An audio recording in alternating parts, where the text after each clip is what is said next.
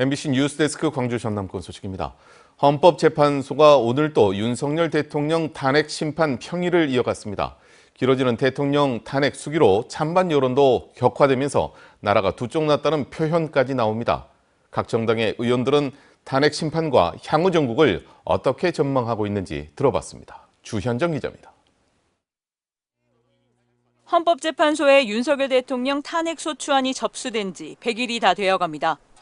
윤 대통령이 석방된 뒤로는 탄핵 찬성, 반대 진영 간 갈등의 골도 한층 깊어지는 모양새입니다.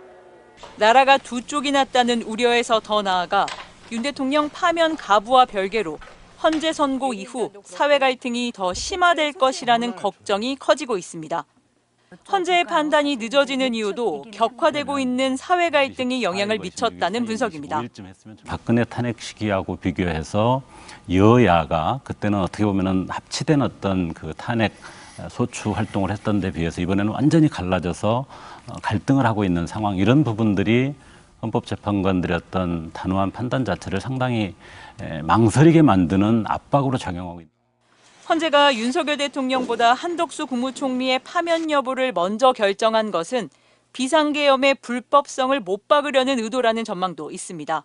한 총리 탄핵소추 중요 사유 중에 하나가 위헌 위법한 윤석열 대통령의 비상계엄에 대해서 동조 내지는 방조했다, 이런 부분이 있거든요. 그래서 이제 한 총리의 탄핵 심판 결정문을 보면 윤석열 대통령의 탄핵 심판 결과를 좀 예측할 수 있지 않겠느냐. 여권에서조차 윤석열 파면 주문으로 민주헌정을 짓밟은 권력의 친위 쿠데타를 엄정하게 심판해야 한다는 목소리가 나옵니다. 극심해지고 있는 사회 갈등을 빠르게 안정시키기 위해서라도 윤석열 파면이 선결되어야 한다는 겁니다. 사회 갈등을 봉합한다고 해서 어물쩍 넘어가 버리면 이런 비겁한 역사가 다시 반복이 됩니다. 그래서 사회 갈등 봉합도 중요하지만 그 봉합의 방법은 모범을 보여야 할 사람들이 비겁한 방법을 택하지 않도록 하는 그런 경험의 축적이었으면 하는 바람이 있습니다. 권력기관, 정치, 사회구조 개혁 등 탄핵 이후 시대 과제를 고민하는 것까지가 정치권의 역할이라는 데도 한 목소리를 냈습니다. 이런 사태에 대한 철저한 규명과 그에 따른 명명백백한 단죄가 이루어져야 한다고 생각하고요. 여야 또 진영 간 또 지역 간, 이 세대 간 이 철저한 갈등 봉합을 위한 노력들이 이 정당에서부터 시작이 돼서 역대 최장 이어지고 있는 대통령 탄핵 심판 전국을 짚어본 이번 토론은 광주, 목포, 여수 MBC 유튜브 채널과 오는 일요일 오전 MBC TV를 통해서도 다시 방송됩니다. MBC 뉴스 주현정입니다. 헌법재판소의 탄핵 심판 선고가 늦어지는 가운데 지역의 시도 의원들의 삭발과 단식 농성도 계속되고 있습니다. 시민사회도 더는 시간을 끌어서는 안 된다며 즉각 파면을 촉구했습니다. 유민호 기자입니다. 순천시 연양동 사거리에 마련된 천막 농성장입니다. 더불어민주당 소속 시의원 4명이 나흘째 단식 중입니다. 길을 걷던 시민들이 천막 앞에 멈춰 이들을 격려합니다. 윤 대통령 탄핵 촉구 서명에 동참하기도 했습니다. 의원들은 헌재가 조속히 탄핵을 인용해야 한다고 입을 모읍니다. 지금 국민들이 다수가 지금 원하고 있는 것은 파면이지 않겠습니까?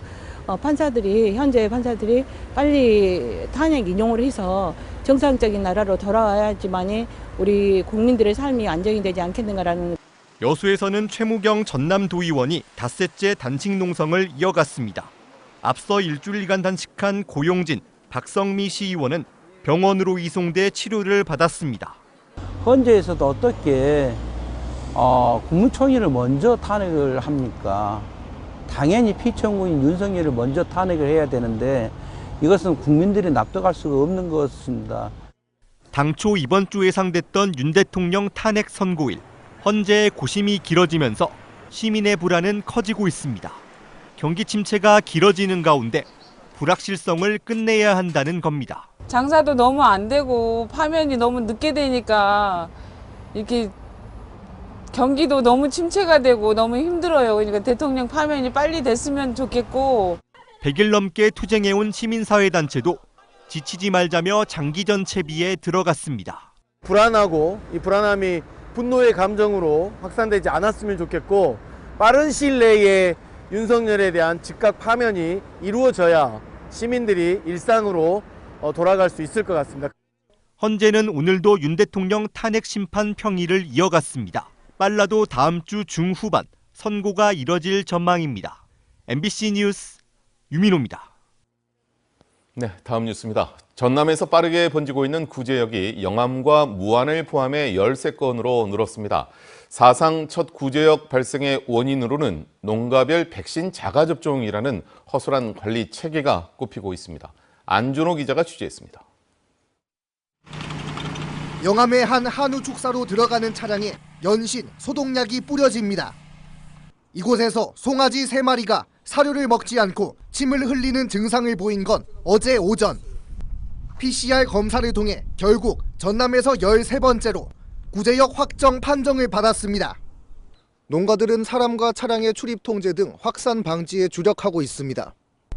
인근 축산 농민들은 빠른 구제역 확산세를 우려하는 동시에 백신 효능에도 불안감을 떨치지 못하고 있습니다.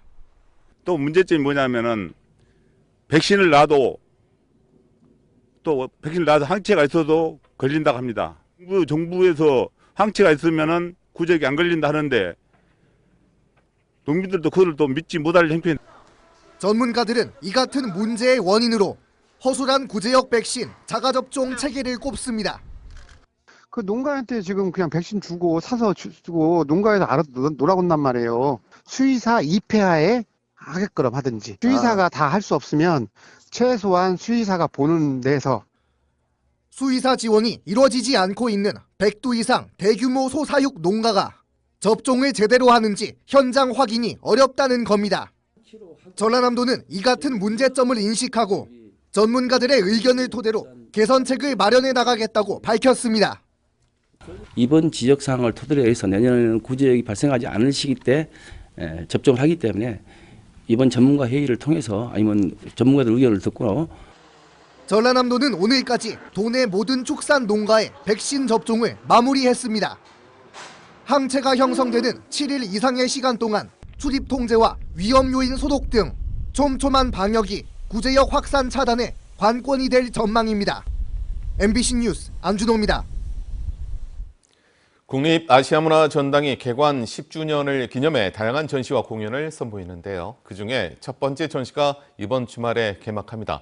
A씨가 선택한 첫 전시의 주제는 영원한 국민음악 트로트입니다. 박수인 기자입니다. 유랑마차를 본뜬 뮤직박스에서 익숙한 리듬이 흘러나옵니다. 관람객은 한국의 트로트와 그와 유사한 아시아의 두 박자 리듬을 조합해 나만의 뽕짝 음악을 만듭니다. 트로트에 담긴 격정적인 감성은 도시의 불빛을 보는 듯한 형형색색의 패턴과 조형으로 시각화되기도 합니다.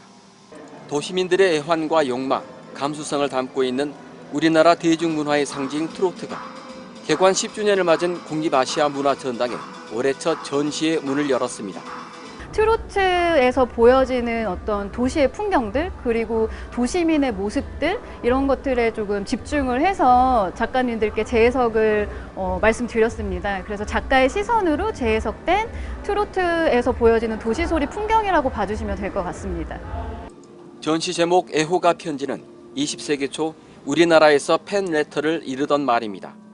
국내외 13명의 작가들이 트로트 팬들의 가슴속 감성과 이야기들을 다채로운 작품에 실어 관람객들에게 전해줍니다. 한때 국내 음반 시장을 주름잡았던 오아시스 레코드의 아카이브도 눈길을 끕니다.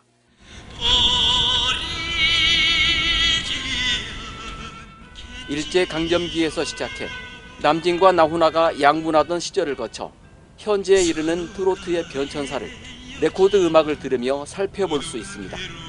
전당이 우리 시민들 그리고 우리 국민들께 좀 더 다가가고자 여러 가지 다양하고 쉽고 또 그러면서도 깊이 있는 것들을 많이 마련을 하려고 합니다. 그래서 많이 전당을 사랑해 주시고 많이 찾아주시면 감사하겠습니다. 오는 8월까지 전시되는 애호가 편지에선 우리나라와 대중음악 변천사가 비슷한 아시아 다른 국가들의 음악과 리적 감수성을 함께 경험할 수 있습니다. MBC 뉴스 박수인입니다. 학생들의 건강을 책임지고 있는 학교 급식실이 일터인 조리사들은 많은 소음에 노출되어 있습니다. 특히 85데시벨이 넘는 소음은 산업재해 수준에 해당되는데 교육당국도 6개월마다 소음도를 측정하는 등의 특별 관리를 하고 있습니다. 이재원 기자입니다. 이른 아침부터 급식 준비로 분주한 광주의 한 초등학교. 조리사의 어깨에 조그만 장비가 부착됩니다. 음식을 조리하거나 식기를 씻는 과정에서 발생하는 소음을 측정하는 장비입니다. 귀에서 30cm 이내에 부착된 장비는 6시간 이상 소음을 측정해 1분 단위로 저장합니다. 작업하시는 동안 순간적으로는 더 높은 소음도 나타날 수 있는데 평가할 때는 6시간 동안 측정된 값들의 전체 평균이 노출 기준에 대비해서 높으냐 낮으냐로. 같은 방법으로 3년 전부터 250개가 넘는 광주 지역 학교에서 작업장 소음도가 측정됐습니다. 이 가운데 80데시벨이 넘는 곳은 6개월마다 소음도를 다시 측정하고 있는데 올해는 118곳의 학교에서 소음도가 측정되고 있습니다. 소음성 난청질환 검사 등 산업재해 수준의 특별 관리를 받아야 하는 85데시벨 이상의 사업장은 다행히 없는 것으로 확인됐습니다. 학생들의 건강하고 직결되죠. 근로자들이 건강해야지 또 좋은 급식이 제공되면서 학생들의 건강과 또 연결된다고 생각을 합니다. 3년 동안의 측정에서 확인된 소음의 주 원인은 식기세척기와 스테인리스 조리기구 등의 마찰음. 교육당국은 다음 달까지 측정을 마무리한 뒤 소음을 줄일 수 있는 시설 개선 사업도 추진해 나갈 예정입니다. 하지만 위생에 뛰어난 스테인리스를 대체할 수 있는 마땅한 재질이 없다는 게 교육당국의 고민거리입니다. MBC 뉴스 이재원입니다.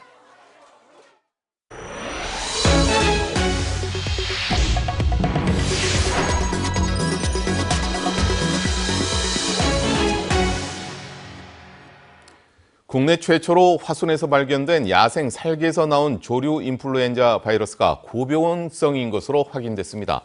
환경부와 질병관리청에 따르면 화순군 세량지에서 발견된 야생 살개 사체에서 고병원성 H5N1형 조류 인플루엔자 검출이 최종 확인됐습니다. 화순군은 긴급 방역 조치를 진행하고 10km 방역대 안에 있는 가금 농장 2곳에 이동 제한 명령을 내렸습니다. 질병관리청은 야생동물의 행동, 반경 등을 고려하면 확산 가능성은 낮다며 전파 가능성을 꾸준히 모니터링하겠다고 밝혔습니다. 통합 우승 2연패에 도전하는 기아 타이거즈가 챔피언스 필드에서 안전 기원제를 열고 올해도 건강한 시즌을 보내기를 기원했습니다. 이 자리에서 이범호 감독과 심재학 단장, 선수들과 프런트 직원들은 큰 부상 없이 안전하고 건강하게 올 시즌을 치르자고 다짐했습니다. 기아는 내일 홈에서 열리는 개막전에서 우승 반지 전달식과 팬 사인회 등 다양한 행사를 준비하고 있고 시구자로 배우 박신혜 씨를 초청했습니다. 광주 전남 지역 공사 현장을 담당하는 건설 노동자들이 임금 삭감 철회 등을 요구하며 오늘부터 총파업에 돌입했습니다. 전국 건설 노동조합 광주 전남 건설 지부는 오늘 오후 광주시청 앞에서 출정식을 열고 조합원 700여 명이 총파업에 참여한다고 밝혔습니다. 무모한 싸움 시작해가지고